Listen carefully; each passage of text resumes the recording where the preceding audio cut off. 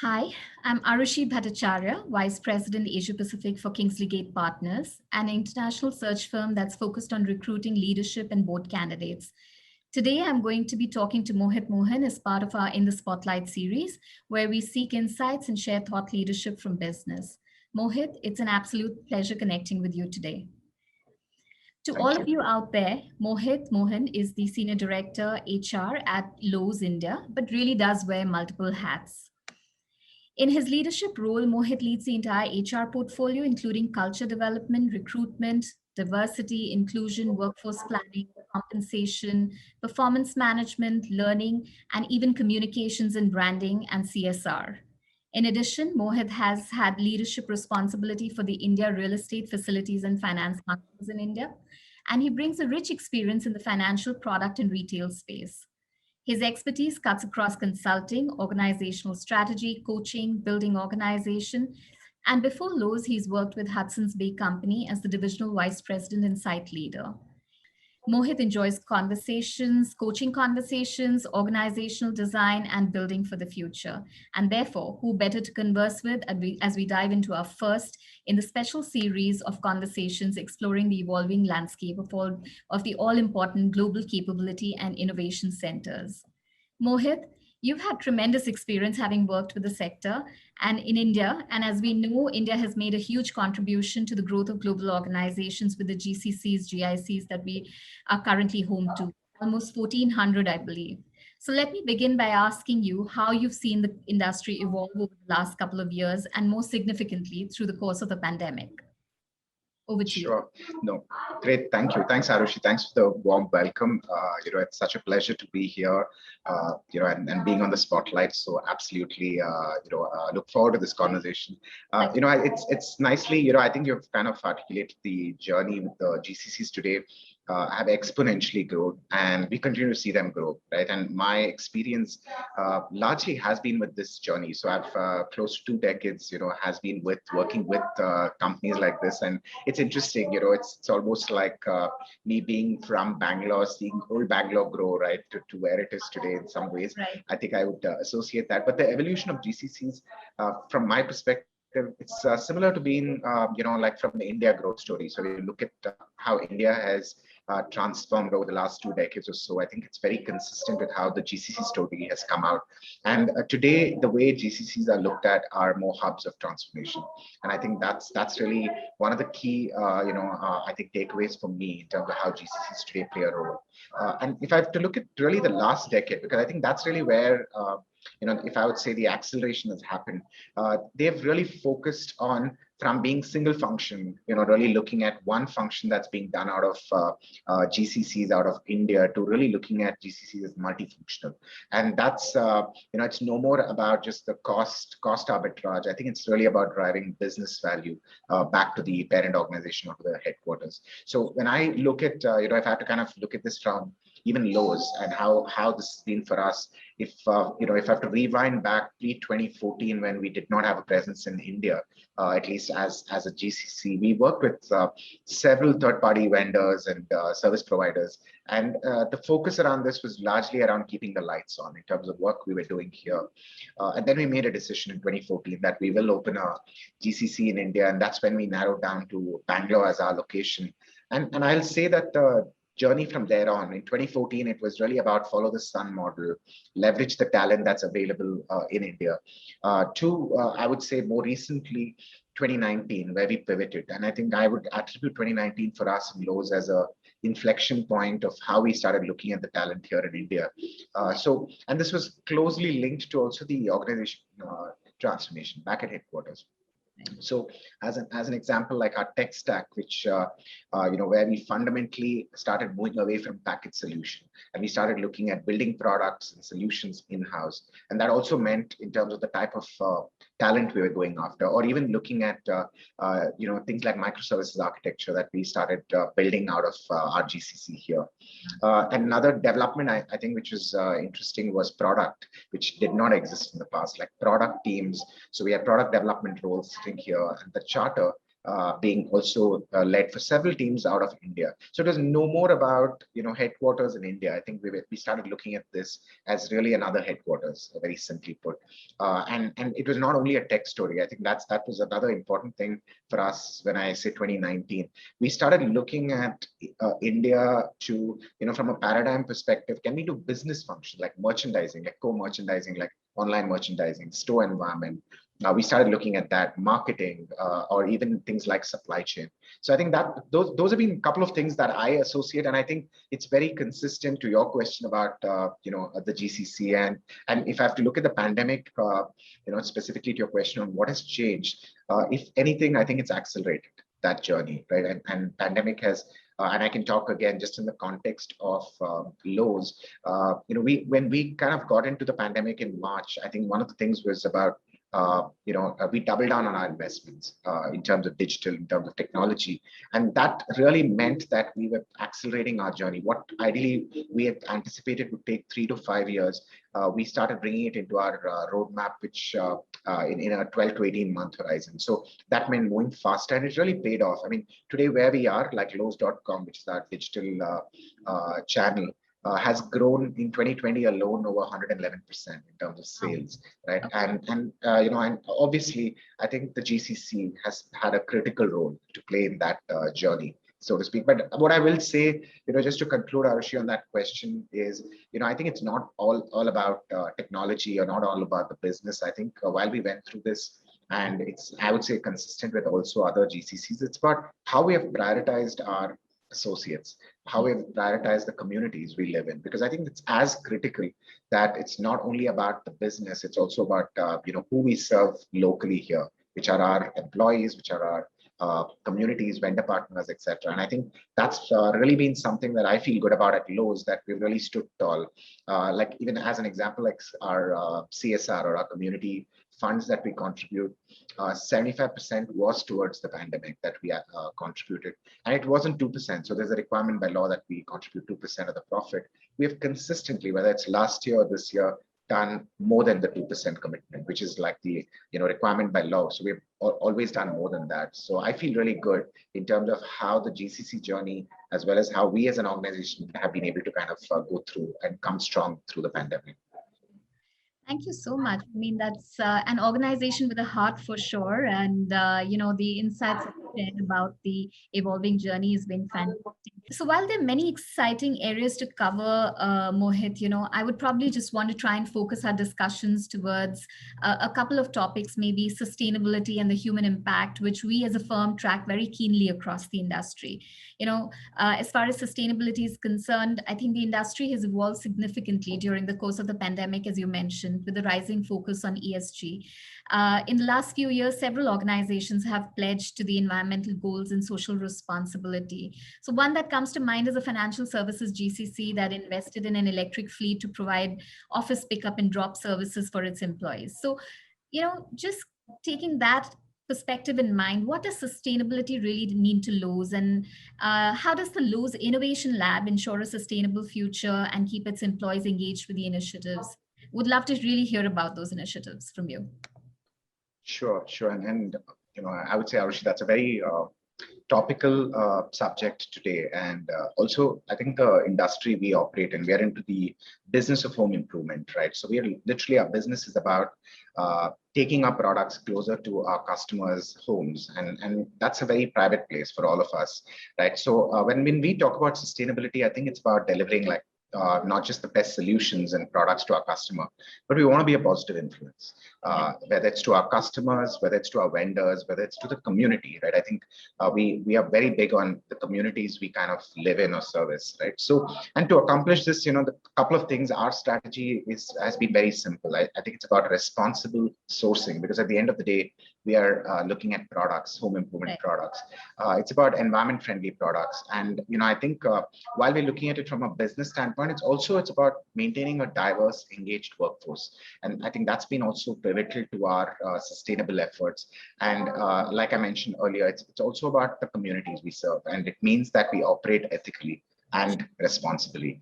So those have been broadly the tenets, but we have, 3 pillars that we look at it when we talk about sustainability at Lowe's. So one is what we call as product sustainability, as the word goes, it's around our products. The second is about our people and our community. And the third, which is interesting, is around the what we call operational excellence. And I'll touch upon maybe each one of it and give you a few examples as we move along as well. One is about, when I say product sustainability, it's about really how do we make sure that we are using things like ethical sourcing and ethical practices throughout the value chain of our products. The second is about what I spoke a little while earlier, is to make sure that customers have access to eco-friendly and quality products. And it's also not just quality, it's also about safe products. I think that's important. And then the third, tenet that we kind of look at in product sustainability is what we, considering we are offering products, it's also making sure that our customers are able to live more sustainably at their own homes, right? So that's the other thing we look at. And when it comes to people and our communities, one of the things is about making sure that it's equitable at the workplace for our associates, and it's an environment that they can grow and thrive. But we also look at aspects of safe working environments. We have over 300,000 of our associates who are at our stores, which means they're our frontline workers. So it's important that we're creating a safe working environment for them, whether it's in-store, distribution centers, etc. And the third is really around the communities, that when we talk about serving the community, it's also making sure that we are working around. So one of the things we focus on is around affordable housing initiatives. When we talk about our communities we serve, so we help support some of that, or even like upskilling for our community. So we do things around that. And then the last pillar, so to speak, is the operational excellence. And this is, I think in some ways has been tested during the pandemic. It's around the business resiliency, and it's about improving the operational efficiency. And this goes back to, looking at reducing things like the impact on the environment, like carbon footprint, as an example. It's also about how we, uphold like ethical business practices. So those are a few things when we talk about it from a operational excellence.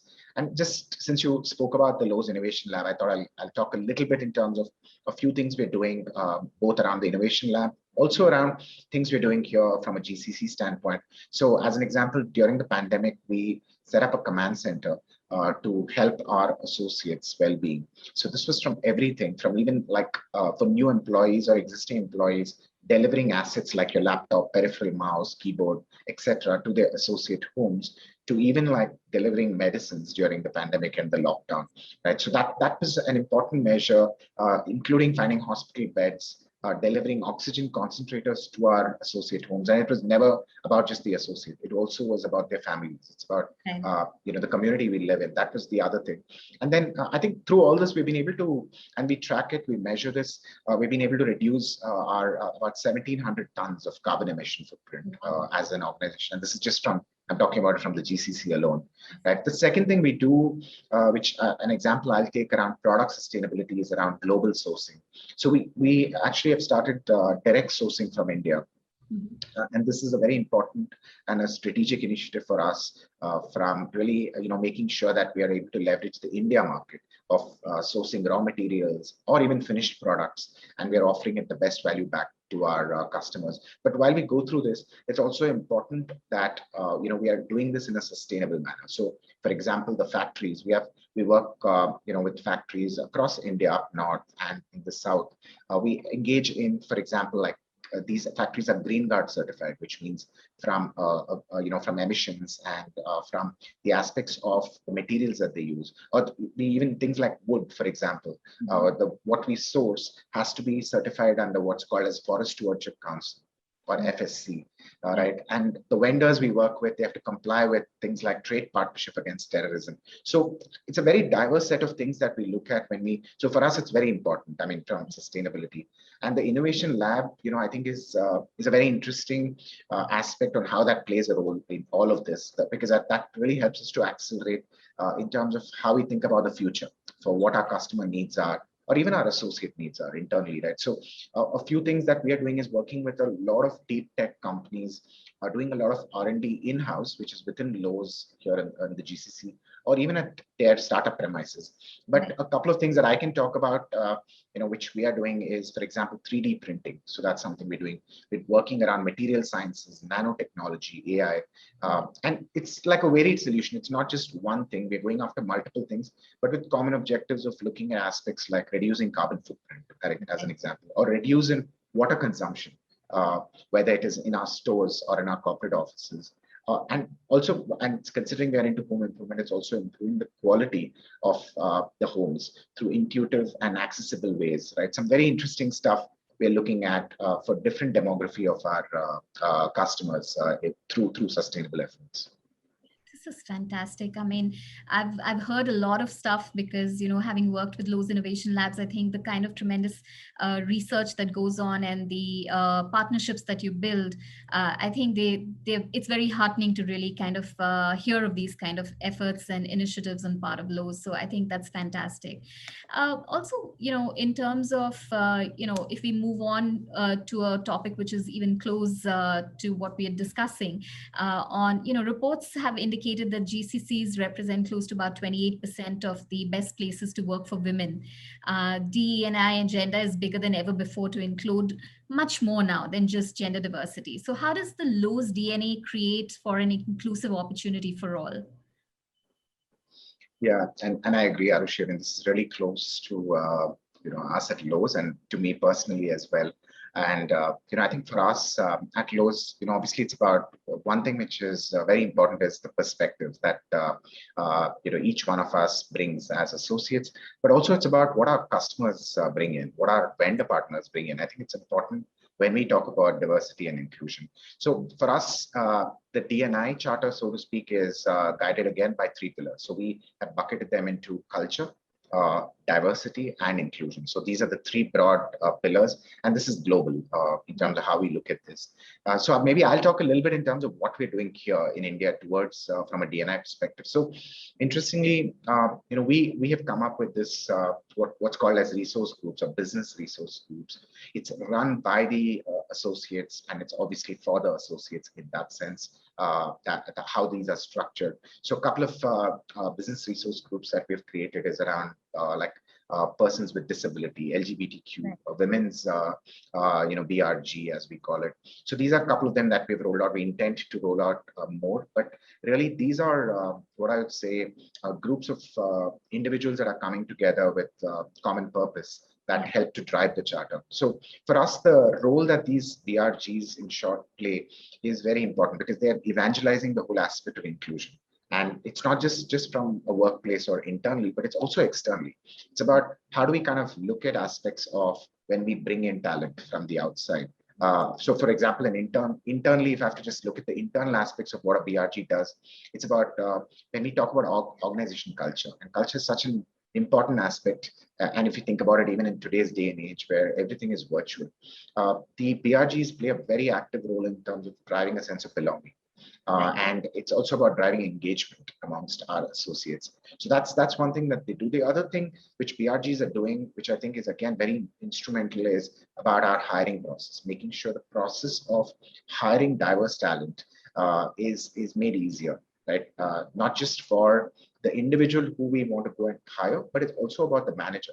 It's also about the ecosystem. I think that's something that we do.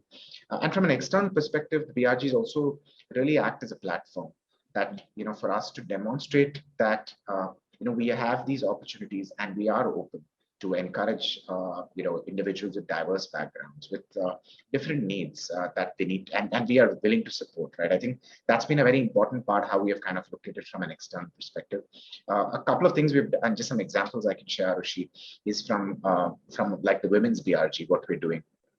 So when we look at campus recruitment or university hiring, we have rolled out something called Codename Her, very interesting concept where we are engaging with women from engineering colleges. And these are not just your premier engineering colleges. We've engaged with colleges across the country. We went after the talent. We used a hackathon or a codathon kind of a platform. We selected about 150 of them. So these 150 women engineers who are still in college are now getting mentored and provide and getting upskilled in terms of really bridging those gaps when they're entering the workforce. So that's something we're doing. So it's really about, and the same set of individuals, these 150, also participated when we actually started looking at our hiring for colleges, and several of them got hired, for example. That's one that's worked. The second one we're actually doing is, again, very close to my heart, is around the returnship. We call it as Do It Herself as a program, which is very, I think, in line with the whole philosophy at Lowe's about, a DIY kind of, products that we offer to our customers. That's a big part of our product offering. So DIH is about do it yourself, but it's about really women who've taken a career break and are looking to reintegrate back into the workforce. So it's not just about the aspect of employment. I think it's about also providing a platform through internship that where they can look at, getting upskilled, getting oriented to getting back into the workforce. And these are people who have taken at least a 5-year and above career break, and we bring them back in. Wow. So these are just a couple of, measures we're doing, and we continue. I think this is really something that not just from an external, we also focused on how we kind of promote diversity internally, and these BRGs, or the business resource groups, plays a very active role in that. Yeah. Wow, this is amazing. I mean, and you keep saying these are just a couple of examples, but there's so many, and literally walking the talk. And I think, what really is exciting about what you said is that you're actually creating these resource groups, and you have the involvement of every associate as part of that group. So it's not something that's that's coming top down, but they're equally involved in the entire process, if I'm not mistaken, right? So I think the participation and the involvement and the engagement of all associates as part of this initiative is what really makes the difference. This is really interesting. So thank you so much. Just moving on to another topic that's really close to us is, of course, about capability development, Mohit. And I understand that GCCs are spending a large amount on capability development and enhancement, and really spearheading innovation. So does this mean? And I think this is something that you made a mention of, when we started our conversation. Does this mean that we're being viewed as value creators rather than just service providers? Are we being viewed as a talent arbitrage now? You mentioned that we're not just being viewed as a cost arbitrage, but that means that there's a focus on the talent arbitrage as well. Yeah, and I think this is in some ways, I feel, Arushi, that at least when I started my career and I was kind of working through this, the whole aspect of this journey of offshoring to being called captives, and then GICs, and more recently NASSCOM has coined the term as GCCs, or Global Capability Centers. It's been a journey of evolution, and I think while we've gone through this, there have been companies that have existed for over 2 decades now in this space. There have been new entrants that have come more recently. But I think one thing fundamentally is, irrespective of where GCCs are in terms of the evolution, in my opinion, I think all GCCs are going after one thing, which is really adding value back to the parent organization. I think that's really the purpose of why GCCs exist. And if you ask me, that's the key differentiator, why GCCs, in terms of really, this is just an extension at the end of the day of your headquarters.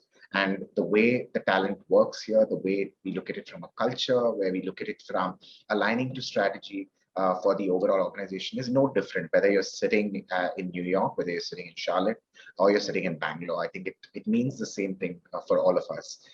So I think that's one. So I think one is the basic principle of why GCC. The second, I would say, is the question of cost in some ways, which probably was very much in question when companies were thinking about it, is no more the reason why India, right, or why GCCs. It's clearly it's the talent, it's the availability and access to incredible talent that exists in this country, and that's, in my opinion, the primary objective of why organizations continue to make these significant investments in country, which is India. So, and here, I think what's also interesting from my perspective, it's not just technology. While technology plays a big role in terms of the availability of talent, I think, like I mentioned earlier, it's also about some of the things that we probably did not even imagine that can be done here. Like things like businesses, like a retail business like Lowe's doing some of the work that previously was unimaginable. like merchandising or supply chain, right? And it's not because of anything else, it's because the talent exists. That's one. The second, I do think it's also not just the availability of talent, it's also the mindset. And that I think has a big role to play as we think about GCCs and the type of talent that we engage, we attract, and obviously, want to kind of grow within the organization. I think that's also played a big role. And it's no surprises that today, like you mentioned, today we are about 1,400 GCCs, which NASSCOM tracks, right? And over, I would say 75% of the headcount amongst this 1,400 companies has grown in just the last 5 years, right? So today it's about a 1.5 million in terms of just the workforce that this segment employs today directly. And if you include indirect employment to all the other support functions that are enabled around, right, the whole ecosystem around real estate, transport, cafeteria, etc. That's probably close to 4 million in terms of just the employment that this is creating. And I think it's about, it's no surprises that GCC today is one of the fastest growing segments, right? As we look at it's largely because of the talent advantage, I think, that the country continues to offer. I think cost is not necessarily, in my opinion, a play. It's important. I won't deny that cost isn't important, but I think it's about really having incredible talent at the right price point. I think that's really what I would say is the differentiator. Perfect. And what would you say are the key skills that make the executives more employable in this sector? And some of the new roles that have really evolved in the last couple of years, even through the pandemic. Any insights on that you could share? Sure. Yeah. So, the first part I will say is just the skills, right? Irrespective, I think, where you are in terms of a career journey. I think one thing which, learnings, I think, through the pandemic is one is, I would say, learning. The learning agility is extremely important for everyone, irrespective of whether you're an executive to you're starting your career. I think the learning agility is important to stay relevant because things are evolving and evolving very fast. The second I would say is the aspect of digital dexterity. And what I mean by that really is as we look at managers, leaders in the organization, I think it's about how we use mediums like this, right? And how do you still be, it's no more about management by walking around where you can influence, inspire, but it's about really ensuring that you're able to use digital tools and skills to do exactly that, right? I think that's the second. And then while we do all this, I think this one I would say is applicable, is really around the resiliency and the ability to demonstrate empathy, right? And all of this doing virtually, right? So I think it's interesting, it's challenging, but I think that's the reality in terms of skills beyond what I would say is functional or hard skills that individuals need to develop and nurture, right? Coming to some of the new skills, for us at Lowe's, I would say, there have been some very interesting niche skills. And I don't think it's anything to only do with just the GCC or just Lowe's. I think it's also linked to the organization transformation as a whole. So, areas like our cloud strategy, so skills around that, or around AI, or around payments, for example. So, for example, we have rolled out some very interesting products for our customers, like frictionless checkout process, right? So where they can actually either use a card for so they don't need to go to a cashier when they're buying a product. So how do you kind of enable that in store or lockers that you can actually, order your product and go pick it up from a locker instead of actually walking into the store anytime of the day or night. So I think, these skills are not just hard skills. I think it also requires, in my opinion, some of the things I spoke about earlier. It requires the understanding of business, and it also requires the understanding of, the aspect of digital dexterity that I kind of alluded to, because it's no more about where you sit. It's about how you're able to tie the needs to the business and then kind of deliver products sitting from anywhere, right? So I think those have been few things. One of the things which has been interesting also, since you asked the question about through the pandemic, one thing which I would emphasize on is the role of an individual contributor or global roles, right? So it's no more about, oh, this role can be done from India or this role can be done from US or Canada or wherever. I think it's about global roles, whether it's an individual contributor role or a leadership role. I think it's opened up and made it a level playing field, in my opinion. So, for example, we have put a tremendous emphasis on roles around, for example, like what we call principal engineer, very senior roles like director level roles in the organization. or principal architects roles. And in many ways, we're making sure that this is not just about the buy. And what I mean is go and get talent from the outside. It's as much important how we build this talent from within. So programs that we have rolled out a new program here, which enables our internal talent to kind of nurture and get nurtured and grow into these roles.